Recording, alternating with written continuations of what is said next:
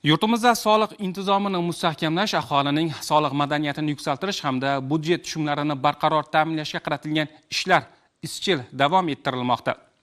Denov tumanida soliq organlari xodimlari mahalla yettiligi bilan hamkorlikda olib borgan targ'ibot ishlari samarasida aholi joriy yil uchun hisoblangan mol-mulk va yer solig'ini belgilangan muddatdan oldin to'liq to'lab, yuksak soliq madaniyatini namoyon etdi.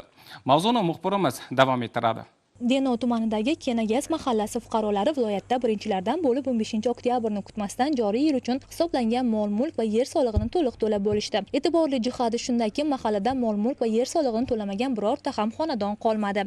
Mahallada istiqomat qilayotgan fuqarolarning barchasi 15-oktyabrni kutmasdan turib, soliq to'lanib bo'lindi. Fuqarolarimiz soliqlar nimaga ishlatilayotganligini amalda ko'ryaptilar. Yangi bog'chalar, poliklinikalar, maktablar zamon talabiga mos ravishda chiroyli qurilishlar bo'lyapti. Ichki ko'chalarimiz asfaltlandi. Asfalt qilinmagan joyimiz o'zi qolmadi. Bu ishlarning barchasi soliq to'lanishi hisobidan bo'layotganligini xalqimiz anglab yetganligi uchun to'lovlar amalga oshdi. Albatta, bunday natijaga o'z-o'zidan erishilgani yo'q. Mahallaga biriktirilgan soliq inspektori mahalla yettiligi bilan hamkorlikda har bir ko'cha va xonadonda bo'lib, aholiga soliqlarni o'z vaqtida to'lashning ahamiyati, yig'ilgan mablag'larning aholi farovonligi va hududlarni rivojlantirishga yo'naltirilishi haqida keng tushuntirish ishlarini olib borishdi.